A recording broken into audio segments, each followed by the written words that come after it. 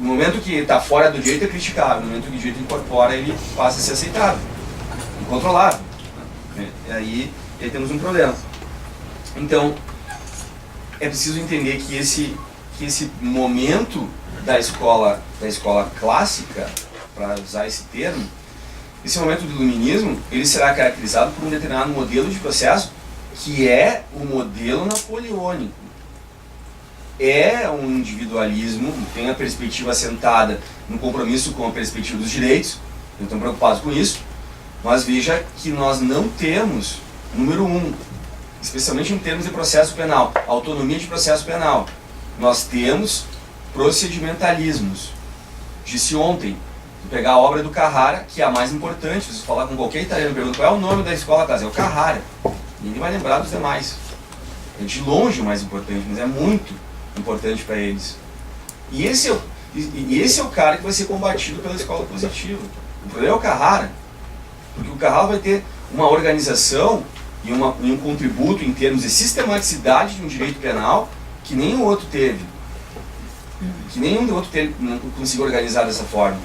Mas no último tomo da obra do Carrara é que nós vamos encontrar, no curso, nós vamos encontrar processo, que é um status dinâmico do direito penal. Por isso o procedimentalismo, não precisa ter muitas preocupações teóricas. Não havia preocupações teóricas, porque o Código de Processo é o código francês, e, portanto, o que é preocupante para eles era como lidar com a prática. Isso vem do medievo, desde o grande tratado de procedimento criminal, que é o do Karpzov, do Benedito Karpzov, e dos outros comentaristas da Inquisição, e que constituem um saber pragmático, um saber procedimentalista, que é a herança de toda a Itália. Quando vem o código francês, então nós vamos ter ali a construção de uma primeira edificação regular, orgânica. Esse período aqui do individualismo, desse liberalismo, é o que convive com um sistema dito misto, né? Eles chamam, na Itália eles chamam de misto, para dizer que é esse de duas fases, não usam bifásico, usam misto. Então, bem lembrados aqui, estou usando os termos deles, mas bem lembrados que o professor Jacinto, em termos de inexistência de um sistema misto. Talvez o grande historiador do sistema penal, e ainda hoje, com muita coisa no Brasil, nós não temos sequer um artigo desse professor traduzido para o português, que nos coloca sempre na condição de retardatários em termos de pensamento, porque a gente tem várias, eu estava conversando ontem com o Maurício, de botar em termos de criminologia, grande parte das obras clássicas nós não temos traduzidas, e a gente não consegue, isso aqui é um aceno das editoras para poder colocar isso no popular, vamos dizer assim, para que as pessoas possam conhecer, né? Agora, esse período, como eu dizia, do individualismo, e esse autor chamado Marius Bricoli, o Marius Bricoli já falecido, o Marius Bricoli é um dos grandes caras que vai conseguir perceber a transformação operada dentro do liberalismo, de um determinado liberalismo para outro.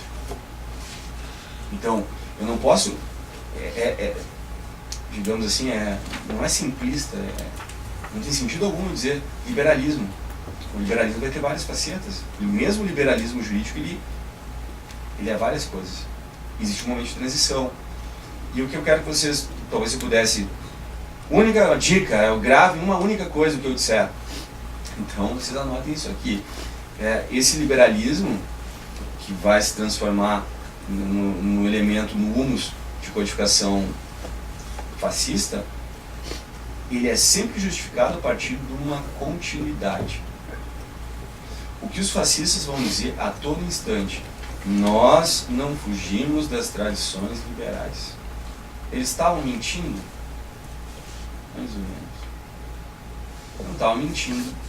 De uma certa maneira, é verdade o que eles disseram. Então, dizem que o liberalismo jurídico ele propiciou algumas condições de sequestrabilidade. Esse é um segundo aspecto quando se produz teoria. Se produz teoria que se quer asséptica, uma teoria asséptica é uma teoria apta a ser sequestrada. Então, se uma teoria apta a ser sequestrada, diria vocês, politicamente não emprestável. Quando se presta qualquer coisa, é emprestável. Ou seja, quando você escreve alguma coisa e você permite que isso que você escreveu possa ser utilizado para as mais distintas coisas, então não vale nada. Ou seja, é um self-service, né? Um buffet acadêmico. Isso não existe teoria que não seja politicamente comprometida. É uma questão de honestidade acadêmica, inclusive. Dizer, não, eu não estou pensando nos problemas políticos envolvidos na minha teoria. Ou é mentira, ou é pior. Então é um intelectual alienado. Isso é pior. Mas, de novo, essa passagem de um modelo para outro, ela vai encontrar, no que se chama de tradição, algo que vai permitir se alimentar. E a primeira abordagem, daí porque eu não faria uma abordagem hermenêutica, porque não existe hermenêutica sem tradição. E o que eu estou dizendo aqui é que eu preciso abolir a tradição, eu preciso abandonar determinada tradição. Isso é doloroso, vai ficar sem chão também. Tem riscos. Que não tem risco, né? Mas eu digo a vocês que é melhor uma aposta no futuro do que ficar na retórica conservadora, como diz o Albert Hirschman, né, da perspectiva do futuro incerto. Inclusive esse foi o argumento da lei dos pobres inglesa. Não, mas isso vai complicar as relações sociais. Então é melhor manter tudo como está, óbvio.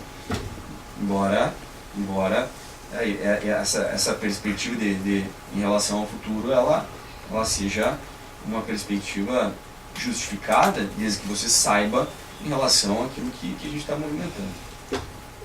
Cautela, ok, mas não mudar porque isso vai assumir riscos, não dá.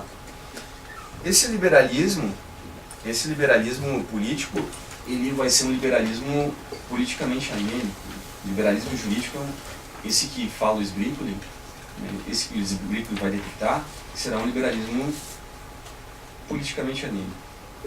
Um descomprometimento político. Se vocês tomarem em consideração o que o Carrara escreve, o que o Beccari escreve, o que os autores em geral do iluminismo escrevem, experimentem Voltaire, Montaigne, eles vão ver a todo instante uma espécie de preocupação de justificação externa. O Ferraioli fala sobre isso no capítulo 5º de Direito e Razão, quando ele fala numa perspectiva heteropoética. Eu não gosto desse termo, mas porque relembra o autopoético, né? De toda forma, uma perspectiva heteropoética de constituição do direito quer dizer que o direito não pode ser autorreferente. Ou seja, o direito não pode deixar de ter fundamentos e perspectivas que sejam exteriores, sob pena de você ter um formalismo metástico, né? Um formalismo que funciona a partir da sua própria funcionalidade, uma espécie de maquinismo jurídico. Entramos em toda a obra do Kafka. Toda a obra do Kafka vai nesse sentido, de uma máquina onívora, né? que acaba produzindo o que produz. O Kafka escreve, não, acabou lá. Tá. Segue em continuidade. O segundo aspecto, há também um elemento fundamental, e eu de novo fico botando sempre uma condição para começar a falar, né? Eu não comecei a falar, mas na linha de continuidade do que eu venho trabalhando, existirá uma espécie de discurso, que é um discurso quase que negacionista, um discurso quase que negacionista no sentido de isentar todos os juristas das responsabilidades, e que aparece numa espécie de chamada de teoria do freio, teoria do efeito de frenagem. Isso é uma constante no âmbito da história. Não se quer absolver o que os caras fizeram, não, mas poderia ser pior se não fossem eles. Se não fosse Hitler, podia ser pior. Se não fosse o Rocco, olha, poderia ser pior. Se não fosse, né, Manzini, poderia ser pior. Embora, né. Sempre posse. Sempre posse.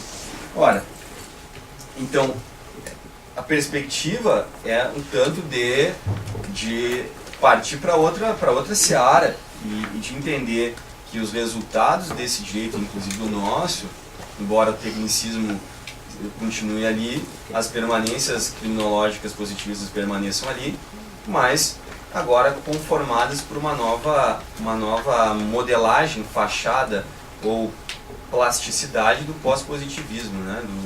Da utilidade do direito, como falaria o Gustavo Zagrebelski, que embora não seja longe de ser um autoritário, né, na perspectiva otimista em demasia, produz o que nós temos hoje. Né? Eu falava, foi você que falou de um princípio da proatividade do funcionário público, né? O princípio é esse, a gente vem quase como um ritual xamânico, né? Invocar a entidade, ela aparece. Como é que você pode criar um princípio não ser voluntarista? O princípio estava ali, eu descobri, estava ali na pedra, né? E era a vitória de Samothrace, os Eros Grau. Bom, não vou falar do Eros Grau, não nos aborrecermos. Mas o professor Renzo Orlandi tem um texto está publicado numa coletânea sobre, eu acho que é o volume 1 do Mentalidade Inquisitória, publicado pelo Empório do Direito, está traduzido. Mas esse texto também foi publicado num congresso, eu não me lembro onde é que foi, eu acho que é o Congresso de Milão, não é o Congresso de Milão, não vou me lembrar agora, mas é um congresso na Itália para discutir autoritarismo e fascismo entre historiadores e processualistas. Metade historiadores e metade processualistas. Coisa que no Brasil a gente não faz. A gente não faz isso.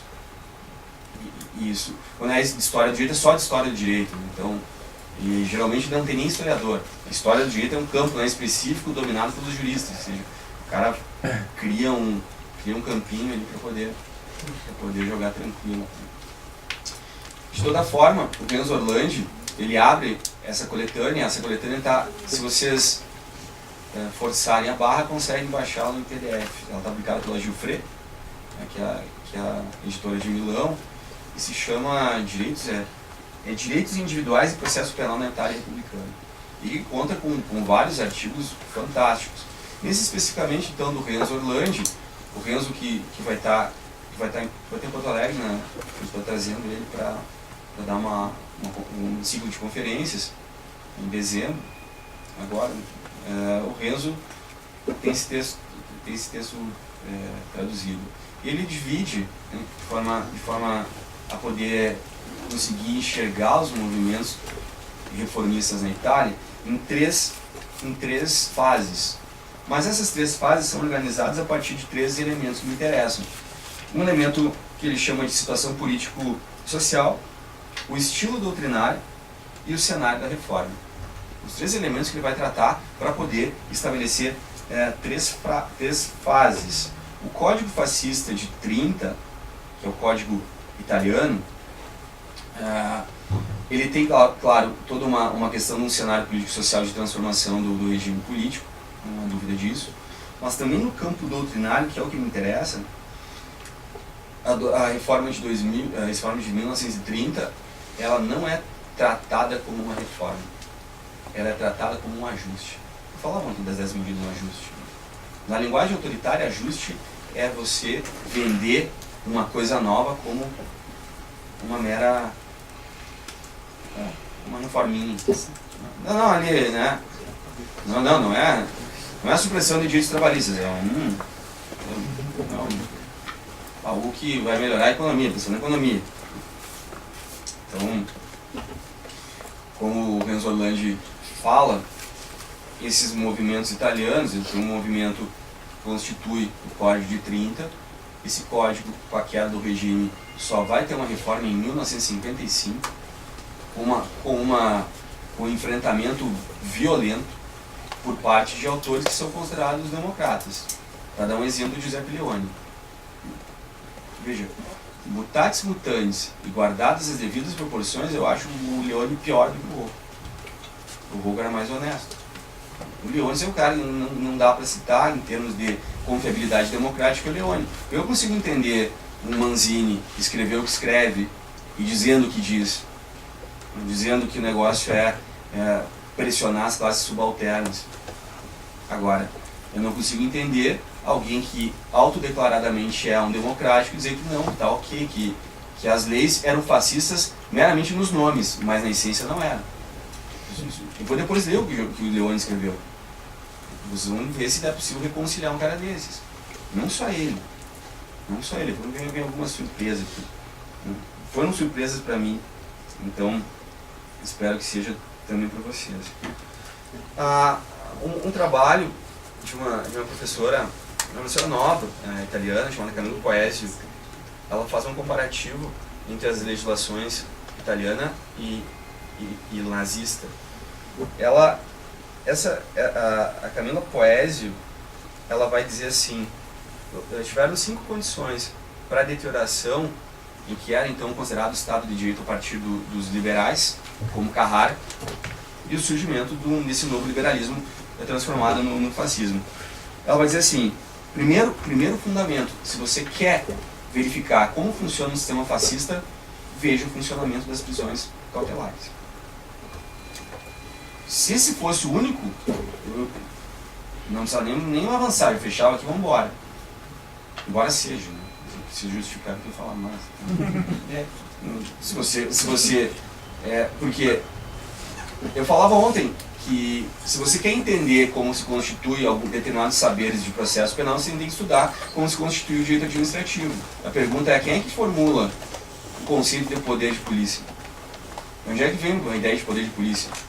Vem do processo penal ou vem do direito administrativo? Então, onde é que vem o poder do juiz de...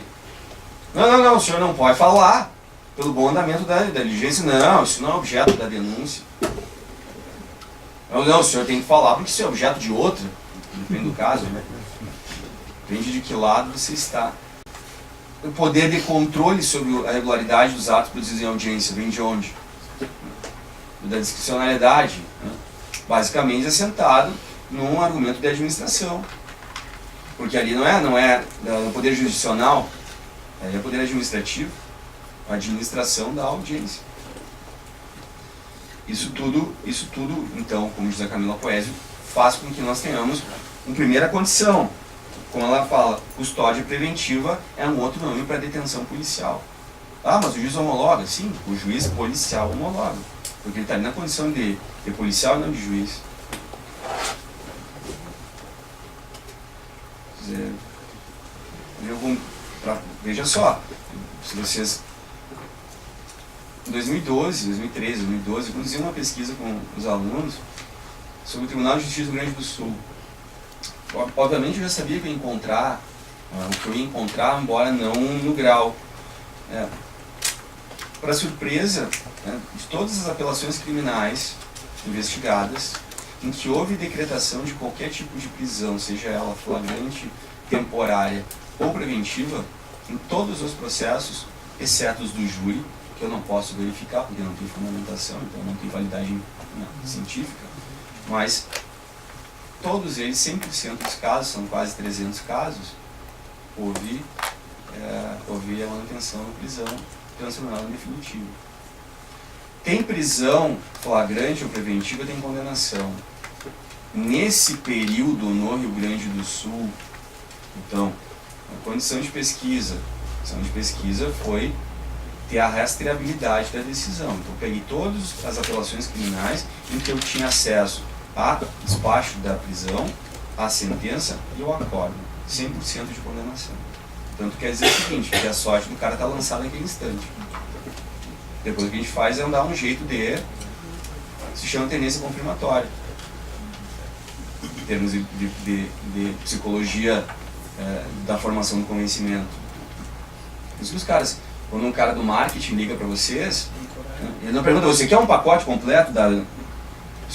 Fulano, o senhor poderia falar? Se você disser sim, tu vai escutar aquele troço. Se não sabe o que é verdade, porque é uma pesquisa feita dos caras da publicidade, era assim, alguém ia pedir dinheiro para fazer uma ligação, porque esqueceu o celular. Quando a abordagem, se o senhor tem horas, poderia passar as horas? A pessoa dava as horas, olha, aconteceu isso, eu poderia me dar um dinheiro para eu poder ligar. Uma ampla margem favorável a quem fazia abordagem pelas horas. Inclusive, veja, é engraçado porque até o assaltante, o cara vai te assaltar na parada de ônibus e pede umas horas. Você tem horas, esteja assaltado. Dá o relógio. Até o assaltante tem noção de marketing. Mas quando a pessoa pediu dinheiro diretamente, há um índice muito mais alto de infiltração. Isso chama tendência confirmatória. Então tá ligada também a toda a questão da pesquisa coordenada pelo Ben Schunemann, em que os juízes foram analisados sobre as impressões primeiras e a impressão primeira é confirmatória. Então isso é um ponto fundamental. Faltaria no Brasil um direito à cognição. Então, uma cognição do meu processo, não que você ratifique aquele troço que você já fez. Por isso, enquanto mais avançado o processo está, mais difícil você consegue converter em alguma outra coisa. Claro. Então, qual é a vantagem de atuar no inquérito policial? A vantagem de atuar no inquérito policial é que você já sabe o que vai ser condenado. Porque se você não atuar ali e não desfazer aquela... Isso para não dizer ainda que vem com a presunção de regularidade dos atos da administração. Ainda tem gente que fala isso. A policial é regular. Então, tem toda essa base. A Camila Poese então fala das medidas preventivas. Ela vai dizer no segundo. Ela chama de enfraquecimento do aparato judiciário e subordinação à polícia. Claro que isso aconteceu de maneira literal na Itália, na Alemanha. Você tem uma atuação policial, é uma polícia sem polícia. Então, quem determina de fato os procedimentos de condenações são as polícias, né? Especialmente a SS, polícia de polícia. Agora, está dizendo que o judiciário e a polícia são a mesma coisa? Se você entender que o judiciário age hoje regulado por princípio de segurança pública, sim. A única coisa que ele faz é que ele decide um processo. Em tese é recorrível. Em tese. Mas isso já disse o Geraldo Prado. O Geraldo Prado escreveu um pequeno livro, um pequeno no sentido volumétrico, mas não no sentido da qualificação do que está escrito, sobre interceptação telefônica. Interceptação telefônica concedida por juízes com base no princípio de segurança pública. Esse princípio da segurança, conflito de ponderação de interesses, liberdade versus segurança, direito fundamental à segurança. Então, esses dias eu pedi uma liberdade num cliente, não só não vai ganhar, como pelo certo, pela proporcionalidade tem que ficar mais. É o habeas corpus, né? É o habeas corpus que questiona a fiança e transforma em prisão. Não, mas ele errou. Errou. É que nem é a certa, mas ele justifica errado. Professor, meio certo, eu só justifiquei errado. Não. Você chutou e depois botou qualquer coisa. Mas a questão da reformatio impedius, a questão de um HC se converter numa prisão, de uma fiança se transformar numa prisão. Terceiro, indistinção entre público e privado. Indistinção entre público e privado. Num processo de subjetivação do direito. Tudo se torna da ordem do público. Uma publicização de cima a baixo. Quarto, a negação da ideia de legalidade. Eu falei isso um pouquinho ontem. E as condições de detenção extralegais. Aqui no Brasil, né, a ilegalidade é o hábito, né? Olhar em Porto Alegre, os presos detidos em camburões, porque não tem mais espaço, não fica dentro do ônibus. É dentro do ônibus. Das viaturas. Ou, inclusive, das algemadas em lixeiras na frente da delegacia. Essa é a condição de detenção, mas tudo dentro da lei, porque foi homologado. Está homologado. Então a pergunta é como se dá no Brasil. Então veja que não há nenhuma, não há nenhum questionamento de uma dobra de legalidade, a ilegalidade que é a regra. Pensar nas condições dos cárceres brasileiros, você vai poder dizer que tudo que você fizer ali é legal. Tudo que se fizer ali é legal. Botar o sujeito numa determinada condição é um atestado de morte progressiva, né? Lenta e dolorosa. Isso diz o Auri, né? Diz o Auri, se alguém for meu amigo e eu for preso, não me leve camisinha. Pelo menos eu não quero pegar AIDS, né? Dizer. Então é o ministro da Justiça que prefere ser morto a ser preso. Então eu vou perguntar que tipo de condição, né, de flerte entre legalidade e ilegalidade? É uma legalidade absoluta. Absoluta. Agora, para poder avançar no tecnicismo e estabelecer como ele se constitui, uma coisa é preciso entender. Ontem eu falava da escola histórica. O Sr. Geraldo falou da escola histórica, falou, né, dos Aveni, né, escola histórica, inclusive é o que vão produzir. Veja, o que é de melhor produzido foi aqueles cânones interpretativos, a interpretação gramatical, analógica, né, histórica e sistemática. Embora se aplique ainda hoje, no negócio do século XVIII, XIX. Agora, a escola histórica, ela vai penetrar pelas lentes do direito administrativo. Como assim? Número 1.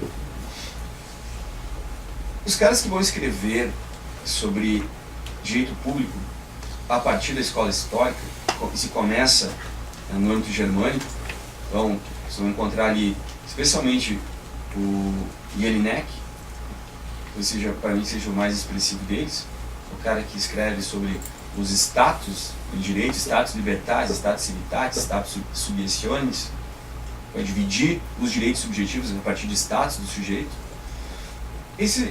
Essa fórmula do publicismo germânico é uma fórmula no qual se tentou construir uma teoria geral do direito a partir do direito privado.